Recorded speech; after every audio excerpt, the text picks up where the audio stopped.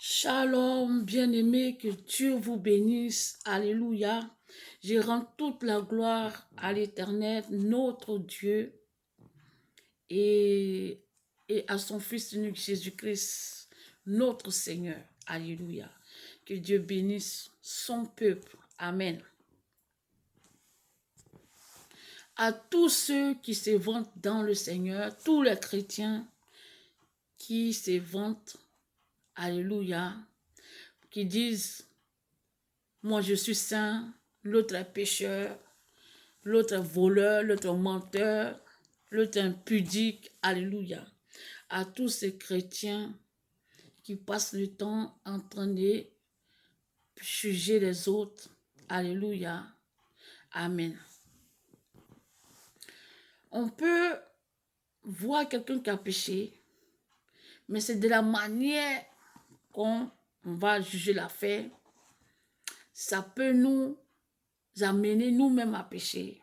Alléluia. Ça peut nous-mêmes nous amener à pécher. Si je dis que l'autre est pécheur, que moi je suis juste, et je commence à regarder les péchés des autres sans rentrer en moi, alléluia, et je commence à dire que les autres ont péché, que moi je suis mieux, alléluia, sans le savoir, je suis en train de pécher, alléluia. Que Dieu vous bénisse. Luc 18, verset 9 à 14.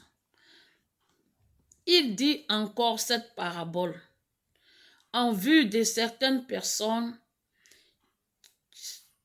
se persuadant qu'il était juste et ne faisant aucun cas des autres. Au verset 10, deux hommes montèrent au temple pour prier. L'un était publicain et l'un était pharisien et l'autre publicain. Le pharisien debout priait ainsi en lui-même. Ô Dieu, je te rends grâce de ce que je ne suis pas comme le reste des hommes qui sont ravisseurs, injustes, adultères, ou même comme ce publicain. Je jeûne 2 fois par semaine. Je donne la dîme de tous mes revenus. Au verset 13. Le publicain se tenait en distance, n'osa même pas lever les yeux au ciel.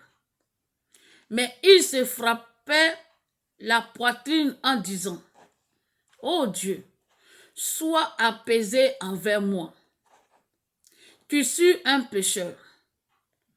Au verset 14, je vous le dis, celui-ci descendu dans sa maison justifié, plutôt que l'autre, car quiconque s'élève sera baissé, et celui qui s'abaisse sera élevé. Alléluia. Amen. Amen.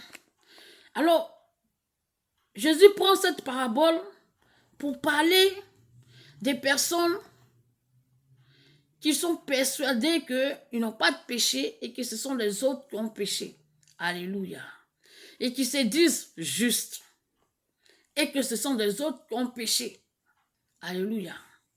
Il dit 2 personnes qui sont montées dans le temple pour prier.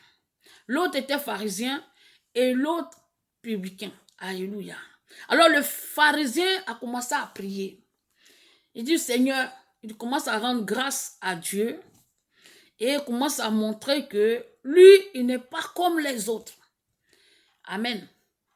Et que les autres sont des ravisseurs, sont des voleurs, sont des adultères.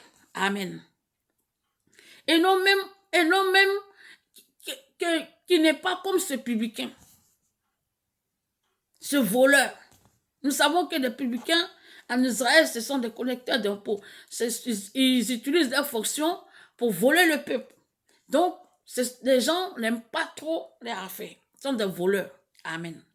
Alors, la Bible dit, le publicain s'est mis à distance et il a commencé à prier. Alléluia. La Bible dit qu'il n'osa même pas ouvrir sa bouche, mais il a demandé à Dieu d'apaiser sa colère envers lui, lui qui est pécheur. Et la Bible ajoute que celui qui cherche à s'élever, il sera rabaissé. Et celui qui cherche à s'abaisser, Dieu va l'élever. Amen. Donc, à tous les chrétiens qui passent le temps, je suis juste, l'autre est pécheur, l'autre est voleur, l'autre menteur, l'autre est pudique, l'autre sorcier. Alléluia. Amen.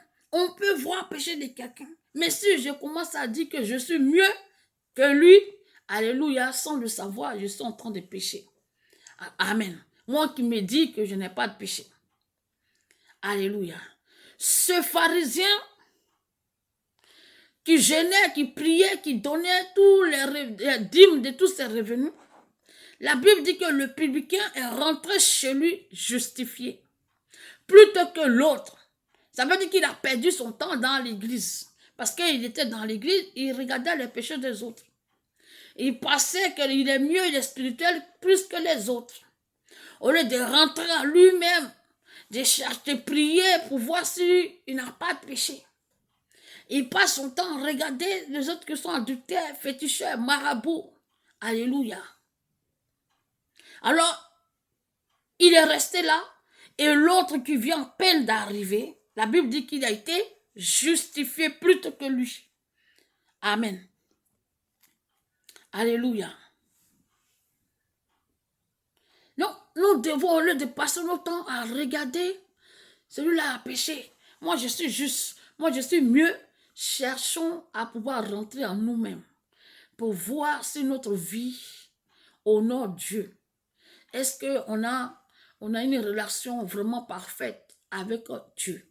Alléluia. Amen. Samuel 2. 2 Samuel 12, verset 1 à 9. Je lis la parole de Dieu. L'Éternel envoya Nathan vers David.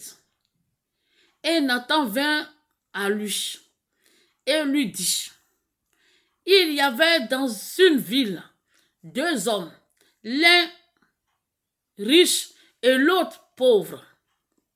Le riche avait des brebis et des bœufs en très grand nombre. Alléluia. Le pauvre n'avait rien du tout, qu'une seule petite brebis qu'il avait achetée. Il la nourrissait et elle grandissait chez lui avec ses enfants. Elle mangeait de son pain, buvait dans sa coupe, dormait sur son sein. Il la regardait comme sa fille. Au verset 4. Un voyageur arriva chez l'homme riche. Et le riche n'a pas voulu toucher à ses brebis ou à ses bœufs pour préparer un repas au voyageur qui était venu chez lui. Alléluia. Il a pris la brebis du pauvre et l'a apprêtée pour l'homme qui était venu chez lui. Au verset 5. Alléluia. La colère de David s'enflamma violemment contre cet homme. Et il dit à Nathan, l'Éternel est vivant. L'homme qui a fait cela mérite la mort. Et il rendra 4 brebis pour avoir commis cette action et pour avoir été sans pitié. Au verset 7. Et Nathan dit à David, tu es cet homme-là. Ainsi parle l'Éternel, le Dieu d'Israël. Je t'ai oint pour roi sur Israël. et j'étais délivré de la main de Saül. J'étais mis en possession de la maison de ton maître. J'ai placé dans ton sein les femmes de ton maître. Et je t'ai donné la maison d'Israël et de Juda. Et si cela avait été peu, j'y aurais encore ajouté. Verset 9. Pourquoi donc as-tu méprisé la parole de l'Éternel en faisant ce qui est mal à ses yeux? Tu as frappé de l'épée Uri, le tien. Tu as pris sa femme pour en faire ta femme. Et lui, tu l'as tué par l'épée des fils d'Amon. Au verset 10. Maintenant, l'épée ne s'éloignera jamais de ta maison. Alléluia. Amen. La Bible dit, le prophète Nathan vient chez David et lui dit, il commence à lui raconter une histoire. Il dit, deux hommes étaient dans une ville. L'autre était riche et l'un était riche et l'autre était pauvre. Le riche avait beaucoup de brebis et beaucoup de bœufs. Et le pauvre avait une seule brebis qu'il avait achetée, qui grandissait chez lui avec ses enfants, qui mangeait son pain. Alléluia. Il dormait, cette brebis dormait avec son maître. Le pauvre regardait sa brebis comme sa fille. Et un voyageur est venu chez le riche. Au lieu de prendre une de ses brebis pour apprêter, pour préparer, pour donner à son étranger, il allait prendre la seule brebis du pauvre qu'il a prêté, il a donné à manger à son voyageur. Alléluia. Alors lorsque David a entendu cela, il s'est mis en colère. Alléluia. Il dit, une telle personne, il mérite la mort. Il mérite la mort, il ne mérite pas de vivre. Il doit donner 4 brebis à cette personne. Amen. Il doit payer de ce qu'il a fait. Alors la Bible dit, Nathan lui dit, le prophète, c'est toi David. Pourquoi tu as méprisé la parole de Dieu? Dieu t'a établi, il t'a oué roi. Il t'a établi sur Israël. Il t'a délivré de la main de ton ennemi Saül. Il t'a même donné ses femmes. Dieu dit, si cela ne te suffisait pas, si c'était peu, il aurait ajouté encore. Mais tu as méprisé la parole de Dieu. Tu as tué Uri et tu as pris sa femme. Tu l'as livré entre les mains des fils d'Amon. Et ils l'ont tué. Alléluia. Regardez-moi cette histoire. David pensait que c'était quelqu'un d'autre qui avait péché. Lorsqu'il a entendu cette histoire, amen, il a tout de suite pensé que c'était quelqu'un d'autre. Il a vu que cette personne, il méritait la mort. Il fallait le tuer dans son péché. Il fallait l'éliminer. Alléluia. Mais sans qu'il ne savait, c'était lui. Lui, il a tué, il a pris la forme de quelqu'un. La personne est morte, il l'a tué. Il vit dans son palais tranquille. Et donc, on vient nous raconter cette histoire.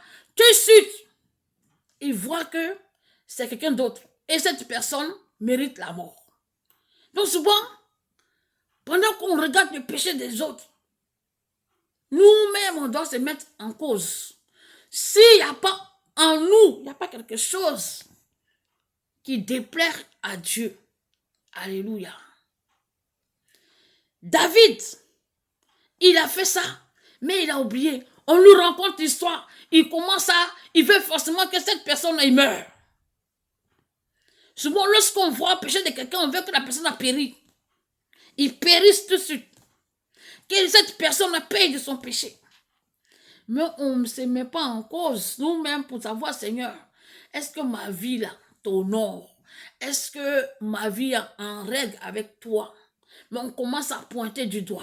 On veut que, comme David, alléluia, Dieu lui a donné tout, mais il allait prendre forme de quelqu'un.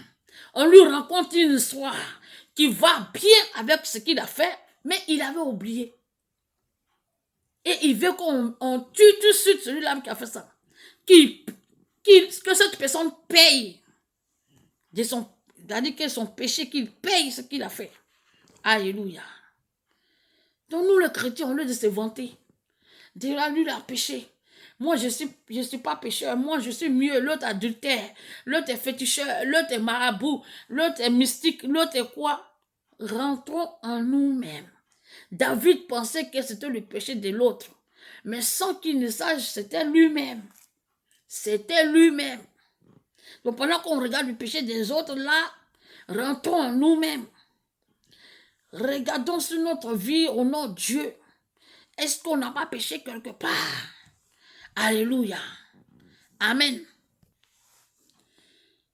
La Bible dit, ils sont venus avec une femme qui venait de commettre l'adultère. Ils sont venus jeter cette femme devant Jésus. Ils sont venus la déposer. On lui a dit, on dit Jésus, Maître, on vient à peine d'attraper cette femme en flagrant délit d'adultère. Car Moïse dit une telle femme qu'on la lapide jusqu'à la mort. Pendant que il disait cela, Jésus écrivait par terre. Il continuait d'écrire. Il a levé la tête et il a dit, si l'un d'entre vous n'a point péché, qu'il lui lance la première pierre. Il a continué à écrire. Alléluia. Il prenait son temps. Il attendait qu'il va dire, qui va lancer la première pierre.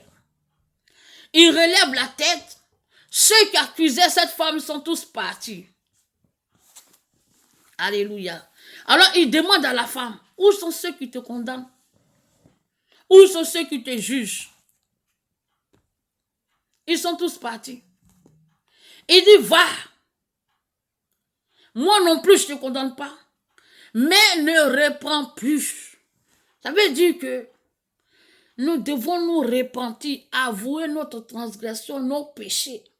Et nous devons les délaisser.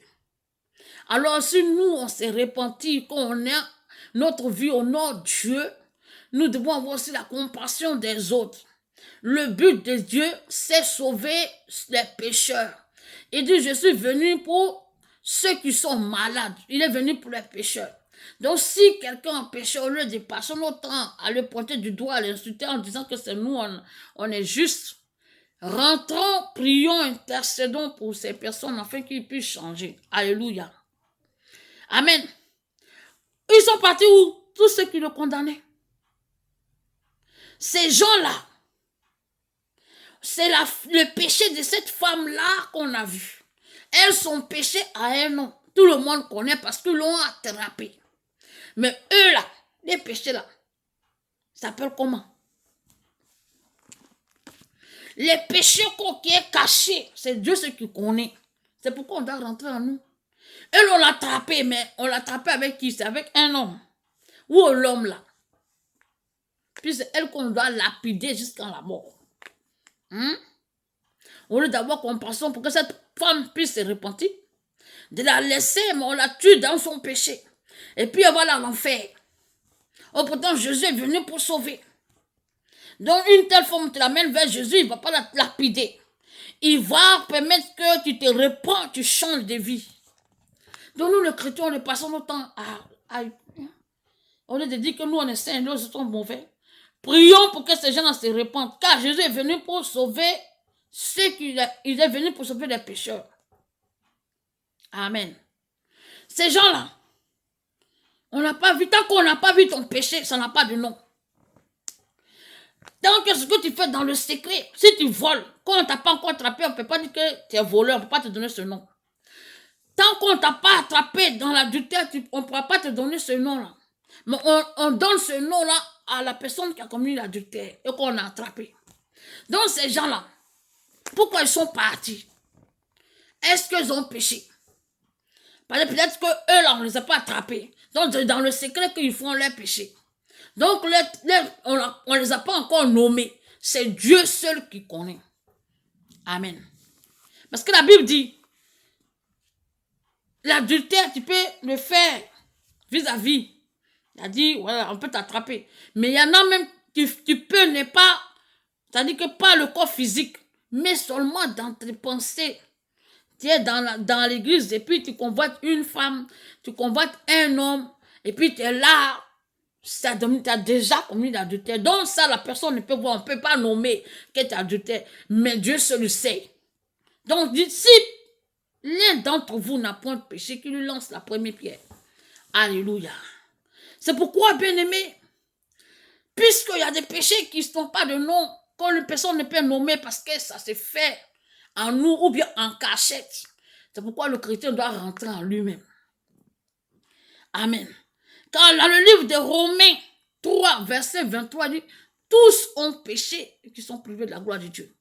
Donc nous devons rentrer d'abord nous-mêmes les chrétiens pour toujours mettre nos vies en règle avec le Seigneur.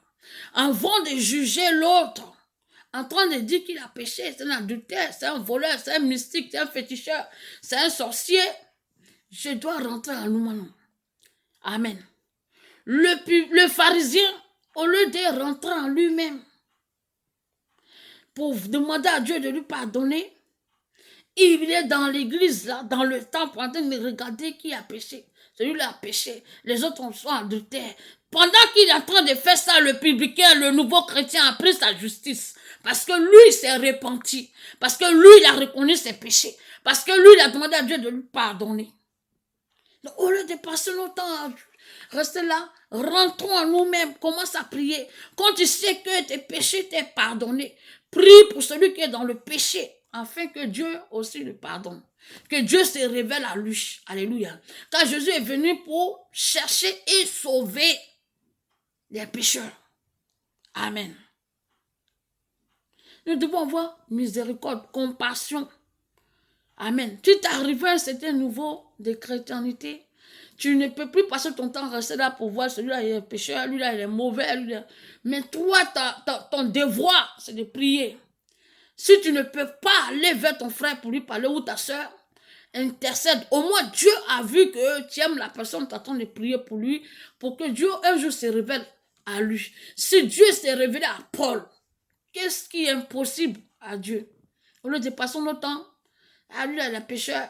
Regarde, le pharisien a perdu sa justice. Il a payé ses dîmes, il a payé son offrande, il a jeûné pour rien. Parce que pendant qu'il faisait ça, il voyait il regardait que c'est lui qui est plus spirituel que les autres.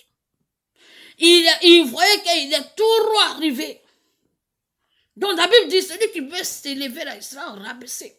Celui qui cherche à se rabaisser, qui est humble, Dieu va l'élever. Alléluia. Amen. Donc bien aimé, avant de regarder, juger, passer ton temps à rester là, on voit le péché et puis bon, c'est vrai, on doit prier nous les chrétiens. Amen.